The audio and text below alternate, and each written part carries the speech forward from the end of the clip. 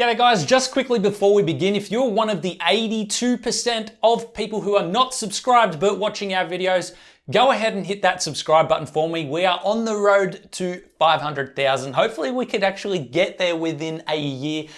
It's a big ask, but we are looking to do it. So guys, hit that subscribe button and the bell notification. Hope you all enjoy the video. All links to the parts will be in the description. Enjoy the build.